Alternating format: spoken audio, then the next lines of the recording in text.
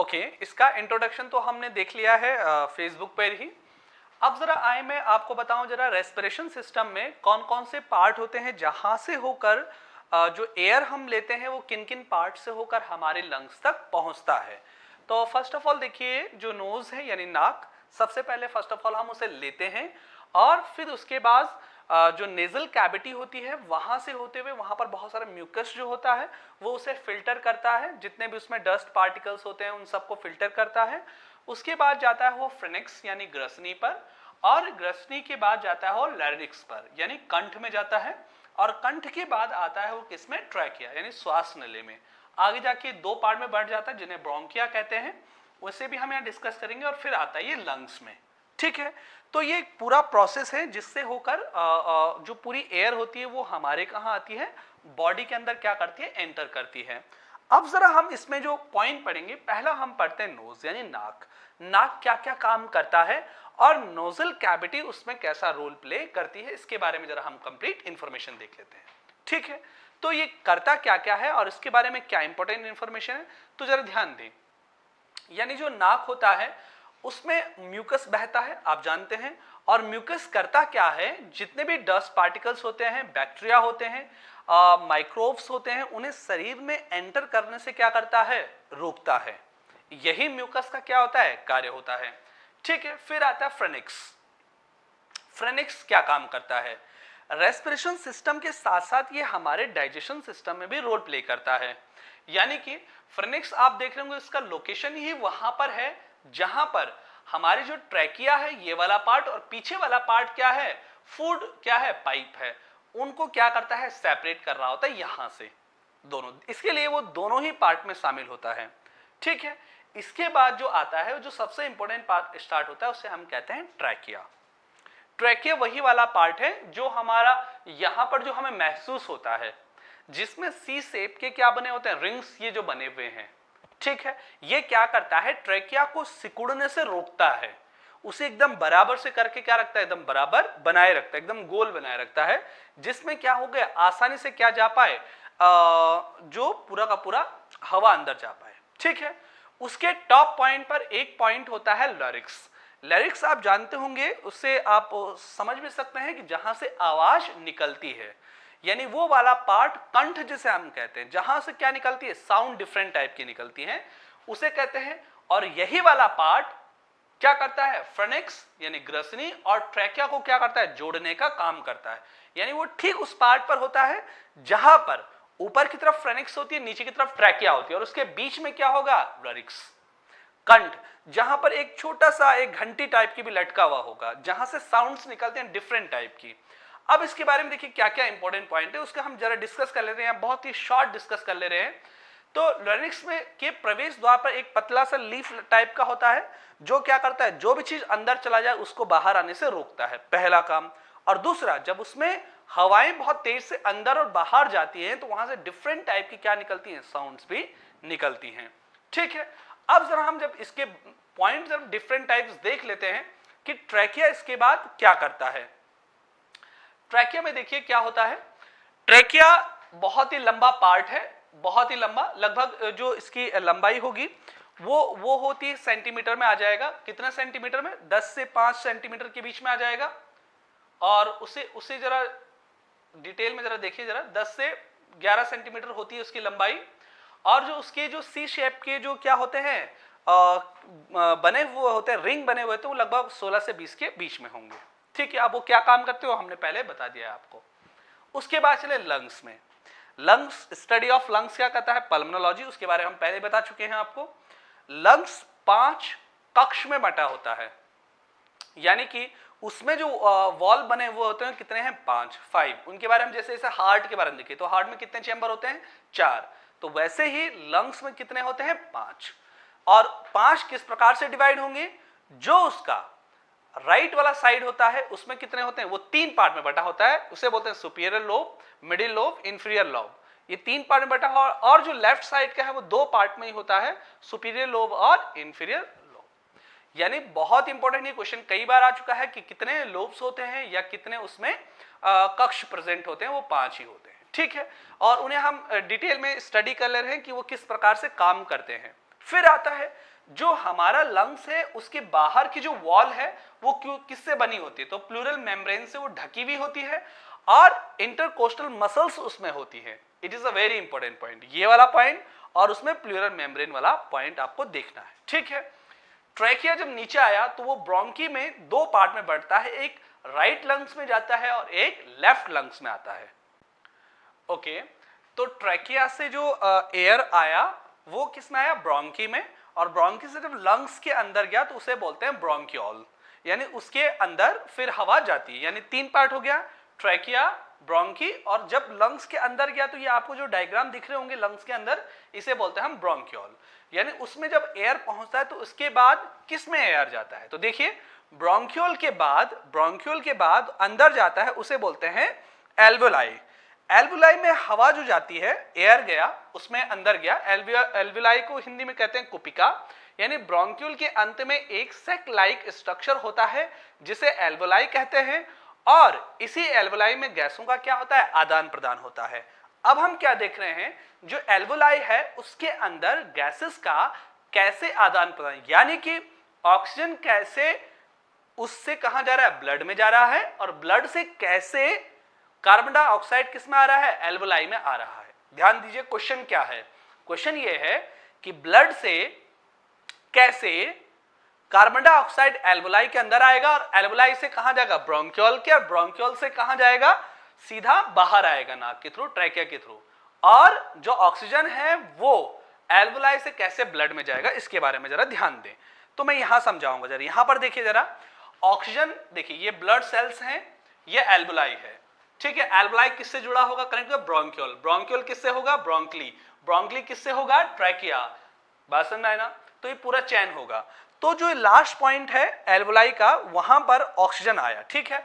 अब ये इसके बाहर, एल्वुलाई के बाहर से कौन घूम रही है, ब्लड सेल्स, ठीक है। इस ब्लड सेल्स में क्या होगा, इस ब्लड सेल्स का काम होगा ऑक्सीजन को लेकर जाना सेल के पास, और सेल से जो कार्बन डाइऑक्साइड होया उसे कहां लाना, एल्वुलाई के अंदर, ब्रोंकियल को थ्रू, ट्रैकिया के थ्रू फिर बाहर निकालना होगा, ठीक है।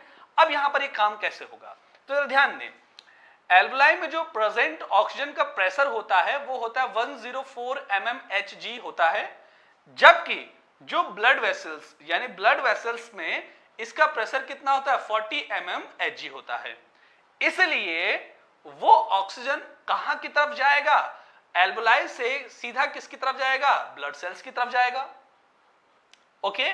और एल्वुलाई में जो प्रेजेंट CO2 का जो प्रेशर होता है वो होता है 40 mmHg होता है, जबकि ब्लड वेसल्स में, यानी जबकि ब्लड वेसल्स में इसका प्रेशर कितना होता है, 45 mmHg।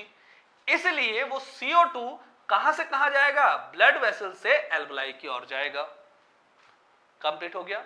यहां पर ऑक्सीजन क्या होगी, अंदर की तरफ जाएगी और कार्बन डाइऑक्साइड बाहर की तरफ जाएगी, और जैसे कार्बन डाइऑक्साइड एल्वुलाई में जाएगी तो एल्वुलाई किसको दे देगी, ब्रोंकियोल को, ब्रोंकियोल किसको दे देगी, ब्रोंकी को, और वो किसको दे देगी, ट्रैकिया, और ट्रैकिया फिर उसे ऊपर की तरफ बाहर निकाल देगा, ठीक है। ये वाला कॉन्सेप्ट बहुत जरूरी है समझना, और इसका जो प्रेशर है उसे देख लीजिए, उसे नोट भी कर लीजिएगा कॉपी में कि कितना कितना प्रेशर होता है एल्वुलाई के अंदर ऑक्सीजन और कार्बन डाइऑक्साइड का। ब्लड वेसल्स की कंपैरिजन, दोनों का कंपैरिजन यहां पर आप देख रहे होंगे, ये कंप्लीटली आपको बहुत अच्छे समझ जाना है ये वाला पॉइंट, ठीक है। अब जरा देख लेते हैं रेस्पिरेशन प्रोसेस। रेस्पिरेशन प्रोसेस कैसे कैसे होता है, तो जो रेस्पिरेशन प्रोसेस होता है तीन पार्ट में बांटते हैं, पहले भी हम देख चुके हैं। एक्सटर्नल रेस्पिरेशन होता है, बाह्य श्वसन, जो हमारा एनवायरनमेंट के साथ होता है, और दूसरा होता है ट्रांसपोर्टेशन ऑफ गैसेस, यानी जो हवा अंदर गई उसका सेल के साथ कैसे आदान प्रदान हो रहा है, और तीसरा होता है इंटरनल रेस्पिरेशन, यानी आंतरिक श्वसन, उसमें सेलुलर रेस्पिरेशन भी कहते हैं, उसमें एटीपी का क्या होता है, फॉर्मेशन होता है, उसे भी हम यहाँ पढ़ेंगे, ठीक है। उसमें भी दो प्रकार है, फर्मेंटेशन हो गया, क्रेब्स साइकिल हो गया, उसे भी हम डिस्कस कर रहे होंगे अभी के अभी, ठीक है। तो पहला पढ़ लेते हैं एक्सटर्नल रेस्पिरेशन। एक्सटर्नल रेस्पिरेशन क्या हुआ, एनवायरनमेंट के साथ हमारा कैसे रेस्पिरेशन हो रहा है, यानी कि दो चीजें यहां इंपॉर्टेंट होंगी। एक क्या होगा, एनवायरनमेंट से हम कौन कौन सी हवाएं अंदर ले रहे हैं, यानी किसी भी ऑर्गेनिज्म तथा एनवायरनमेंट के बीच जो ऑक्सीजन तथा कार्बन डाइऑक्साइड गैसेस का क्या होता है, आदान प्रदान होता है, उसे हम क्या बोलते हैं, एक्सटर्नल रेस्पिरेशन कहते हैं। यानी एनवायरनमेंट में हमारा कैसे आदान प्रदान हो रहा है, तो आदान प्रदान क्या हो रहा है, हम एयर को अंदर ले रहे हैं और एयर को बाहर निकाल रहे हैं।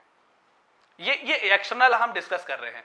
तो जो हमने इन करी, जो हवा हमने इन करी, उसमें क्या क्या है? नाइट्रोजन कितना? 78.9% है, ऑक्सीजन क्या है? 21% है, और CO2 क्या है? 0.003% है। ये हमने अंदर लिया और बाहर क्या निकाला? आउट। यानी आउट क्या कर रहे हैं हम? देखिए आउट में देखिए नाइट्रोजन का सेम परसेंट होगा, 78.09% होता है। ऑक्सीजन देखिए यहां पर, देखिए ऑक्सीजन कितना हो रहा है? 17% बाहर निकल रहा है, और कार्बन डाइऑक्साइड 4%। देखिए कार्बन डाइऑक्साइड कितना अंदर गया था, कितना बाहर निकल रहा है। तो इंस्पिरेशन कितना हो रहा है और एक्सप्रेशन कितना हो रहा है, अंदर कितना जा रहा है और बाहर कितना आ रहा है। It is a very important point. Nitrogen same है, ऑक्सीजन की मात्रा बाहर क्या आ रही है? कम। 400 ml वाटर प्रतिदिन हमारे शरीर से क्या निकलता है? बाहर, स्टीम बन के बाहर निकलता है। ठीक है, it is very important point. ठीक है, अब देखें transportation of gases. Second point, transportation of gases कैसे कैसे हो रहा है हमारी बॉडी के अंदर। इस वाले पॉइंट को बहुत अच्छे से डिस्कस कर लेते हैं यहां। यानी गैसेस का शरीर में परिवहन, लंग्स में जो एयर गई, जो हवा गई, इन्वायरमेंट से जो हवा गई, उसका सेल में कैसे ट्रांसपोर्टेशन हो रहा है, इसके बारे में जरा बहुत अच्छे से डिस्कस कर लेते हैं। ऑक्सीजन का लंग्स, फेफड़े, ये तो हम बता चुके हैं। डेफिनेशन यहां सिर्फ लिख दे रहे हैं आपकी सहूलियत के लिए, ताकि आप इसे कॉपी में लिख सकें। कार्बन डाइऑक्साइड का लंग्स, फेफड़ों का पुनः वापस आने का जो प्रोसेस होता है, ऑक्सीजन का सेल तक जाना और सेल से कार्बन डाइऑक्साइड का बाहर आना, इसे ही क्या बोलते हैं? Transportation of gases. ठीक है, तो ब्लड सर्कुलेशन होता है लंग से सीधा सेल तक, कैसे होता है इसके बारे में ध्यान दें। ऑक्सीजन का जो ट्रांसपोर्टेशन होता है, लंग्स में ब्लड आता है और वो ब्लड लंग से ऑक्सीजन उठाता है। हीमोग्लोबिन जो होता है ब्लड में, उसका काम ही क्या है? Supply of oxygen from lungs to cell. और कार्बन डाइऑक्साइड को सेल से लंग्स में लाने का काम किसका होता है? हीमोग्लोबिन को होता है। तो जरा ध्यान दें, उसका प्रोसेस यहां पर देखिएगा, जरा समझने की कोशिश करिएगा कि ऑक्सीजन और हीमोग्लोबिन ये जब दोनों मिलते हैं तो तब ये क्या बनाते हैं? ऑक्सी हीमोग्लोबिन बनाते हैं। और यही ऑक्सी जो हीमोग्लोबिन है, यही सेल तक पहुंचता है। और जब सेल तक पहुंचता है तो ये जब ब्रेक होता है, जब ये टूटता है तो हीमोग्लोबिन यानी वो कहां छोड़ देता है? ऑक्सीजन एक सेल तक छोड़ देता है। लो भाई, सेल तक सप्लाई हो गया। ठीक है, और कार्बन डाइऑक्साइड को वहां से उठाता है, सेल से उठाता है और कहां ला देता है? लंग्स तक। यही है गैसेस का परिवहन। तो जो कार्बन डाइऑक्साइड है वो लंग्स तक 3 प्रोसेस के थ्रू आता है। तो उनको हम यहां तीनों को देख ले रहे हैं। पैरा हीमोग्लोबिन के द्वारा, यानी हीमोग्लोबिन 10 से 23% कार्बन डाइऑक्साइड को सेल से उठाकर कहां लाता है? लंग्स तक। ओके, दूसरा प्लाज्मा के द्वारा 7% कार्बोनिक अम्ल में कन्वर्ट करके वो सेल से कहां तक लाएगा? लंग्स तक लाएगा। और तीसरा है बाइकार्बोनेट के द्वारा 70%। It is very important point. ये जो परसेंटेज, इसका ध्यान रखिएगा एग्जाम में, कि कार्बन डाइऑक्साइड का जो ट्रांसपोर्टेशन होता है वो 3 प्रकार से होता है। कहां से? सेल टू लंग्स, सेल से लंग्स तक होता है, और इन 3 प्रकार से, इस प्रकार से होता है। ठीक हो गया। अब जाते हैं जरा इंटरनल रेस्पिरेशन। ये बहुत इंपॉर्टेंट होगा, इसे समझना अपने आप में बड़ा टिपिकल होगा। आप वीडियो को बार बार देखिए, उसे डाउनलोड कर दीजिए ताकि आपको बार बार उसे देख पाएं, आपको उसे समझना होगा कैसे होता है। ठीक है, तो हमने खाना जो लिया, भोजन किया जी हमने, ठीक है, हमने भोजन किया और भोजन का डाइजेशन के बाद हमें ग्लूकोज मिलता है। क्लियर है? जो ब्लड की सहायता से कोशिका यानी सेल तक पहुंच जाता है। यानी जरा ध्यान दें, पहले डेफिनेशन समझ जाएं। हमने खाना खाया, डाइजेस्ट हुआ, ठीक है, उससे हमें ग्लूकोज मिला। उस ग्लूकोज को सेल तक कौन पहुंचाएगा? ब्लड। भाई ब्लड में ही तो ग्लूकोज की मात्रा बढ़ती है ना। डायबिटीज चेक कहां से होता है? ब्लड से ही होता है ना। तो पहला पॉइंट अब जरा ध्यान दो, ब्लड के हेल्प से ही सेल तक पहुंच जाता है। इस ग्लूकोज का सेल में ऑक्सीजन के द्वारा, देखिए वो ग्लूकोज जो हुआ उसका ऑक्सीजन के द्वारा, और ऑक्सीजन किसने पहुंचाया? लंग्स के थ्रू ब्लड ने पहुंचाया। बस में उस ऑक्सीजन के द्वारा क्या होगा? ऑक्सीडेशन होगा। ऑक्सीडेशन किया जाता है, जिसके बाद हमें कार्बन डाइऑक्साइड, H2O यानी वाटर तथा एनर्जी मिलती है। इस प्रोसेस को सेलुलर रेस्पिरेशन, कोशिका श्वसन भी कहते हैं। यानी इसी को ही इंटरनल रेस्पिरेशन कहते हैं। इंटरनल रेस्पिरेशन का क्या हो गया? हमने जो खाना खाया उस खाने से जो ग्लूकोज मिला वो सेल तक पहुंचा, ब्लड ने सेल तक पहुंचाया, ऑक्सीजन भी पहुंचा और ऑक्सीजन ने उस ग्लूकोज का ऑक्सीडेशन किया और उससे हमको क्या मिला, एनर्जी मिला, जो ऊर्जा मिला उसे ही हम क्या बोलते हैं, इंटरनल रेस्पिरेशन कहते हैं। बात समझ में आया?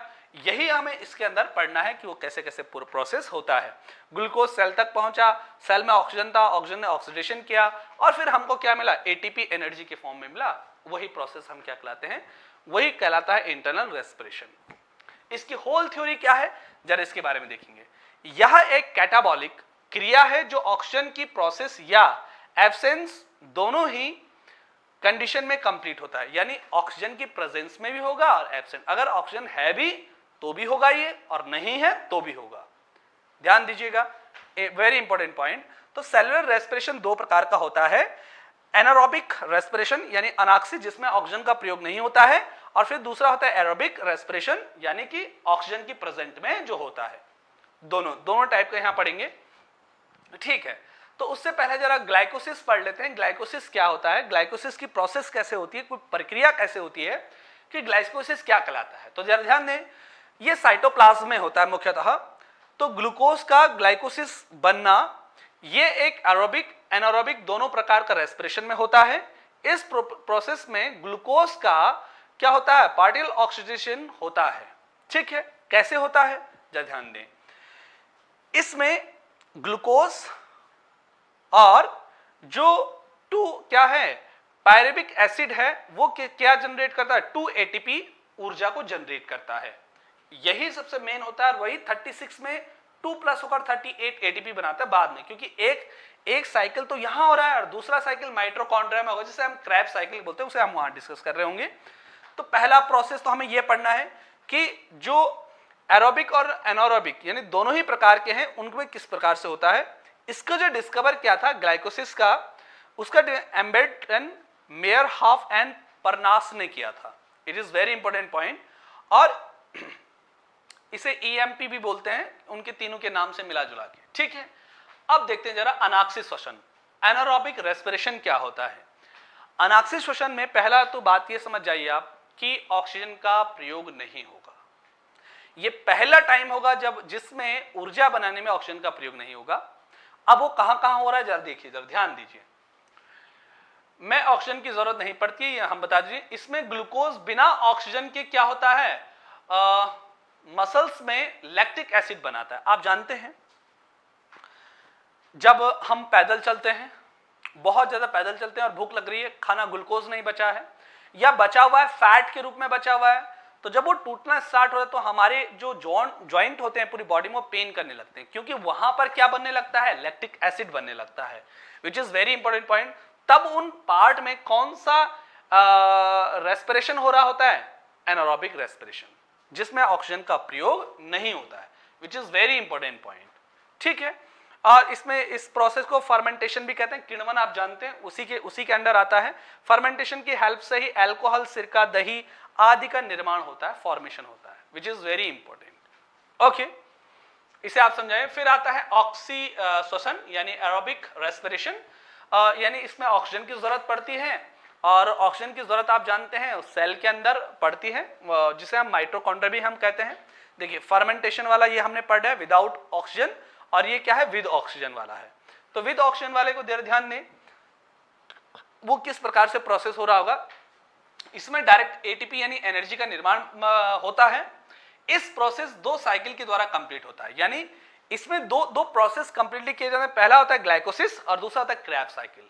क्रेब्स साइकिल याद होगा, हमने माइटोकॉन्ड्रिया में पढ़ा था कि वहां पर ऊर्जा का फॉर्मेशन क्या होता है, क्रेब्स साइकिल के फॉर्म में होता है, ठीक है। तो पहला देख लीजिए, ग्लाइकोसिस, ग्लूकोज और 2 पैरेबिक एसिड प्लस 2 एटीपी का फॉर्मेशन होता है, which is very important point, ठीक है। अब जरा इस वाले पॉइंट को समझ लीजिए। ग्लाइकोसिस साइकिल सेल साइटोप्लाज्म में कंप्लीट होता है। क्रेब्स साइकिल सेल के माइटोकॉन्ड्रिया यानी जिसे हिंदी में सूत्र कणिका बोलते हैं उसमें कंप्लीट होता है। यानी कि ऑक्सीजन की प्रेजेंट में जो ऊर्जा का फॉर्मेशन होता है 2 प्रकार से होता है, एक होता है ग्लाइकोलिसिस और दूसरा होता है क्रेब्स साइकिल। जो ग्लाइकोलिसिस है वो होता है साइटोप्लाज्म में कंप्लीट होता है पूरा प्रोसेस, जिसे हम पहले देख चुके हैं अभी इस प्रोसेस में, ये जब हम पढ़ा रहे थे साइटोप्लाज्म वाला, ठीक है। और दूसरा ये ऑक्सीजन के प्रेजेंट में होता है माइटोकॉन्ड्रिया में, जिसमें सबसे ज्यादा एटीपी का निर्माण होता है। इसे हम माइटोकॉन्ड्रिया वाले चैप्टर में भी डिस्कस कर चुके हैं, ठीक है।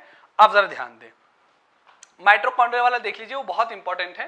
क्रैब साइकिल मिस्टर क्रैब ने ही इसको डिस्कवर किया था, आगे उनका नाम आएगा भी, ठीक है। Citric acid Krebs cycle mitochondria में संपन्न होता है, यह यूकैरियोटिक सेल में होता है, आप जानते हैं, पहले हम डिस्कस कर चुके हैं। ग्लाइकोलिसिस के द्वारा बने पदार्थ पायरुविक अम्ल पूरी तरह से ऑक्सीडेशन होकर कार्बन डाइऑक्साइड और वाटर में बदल जाते हैं, ये हम पढ़ चुके हैं, ठीक है। हैंस एडोल्फ क्रैब्स ने इसका पूरा क्या था, डिस्कवर किया था, ठीक है। लास्ट पॉइंट हम देख रहे हैं जरा इसमें, और भी लास्ट पॉइंट देखेंगे। पायरुविक एसिड 18 एटीपी बनाता है, 18 एटीपी से वो अभी इनटू होगा और वो फिर 36 बनाएगा। 18 ATP into 2 plus 2, 36 ATP plus 2 यानी 38 एटीपी बनता है, किसमें, क्रैब साइकिल में पूरा का पूरा। तो जो सबसे ज्यादा जो एनर्जी बनता है वो ग्लूकोज से बनता है, इसीलिए इसे फ्यूल ऑफ द सेल भी कहते हैं, कोशिका का ईंधन भी इसे कहा जाता है, ठीक है। तो दूसरा फैट और तीसरा होगा प्रोटीन, ठीक है। इनसे वो सारा का सारा क्या बन रहा होगा, फॉर्मेशन हो रहा होगा, जो किसमें होगा, in the present of oxygen. Okay, इसके बारे में कंप्लीट ये है। अगर कोई क्वेश्चन हो इससे रिलेटेड तो आप मुझे कमेंट में लिखिएगा।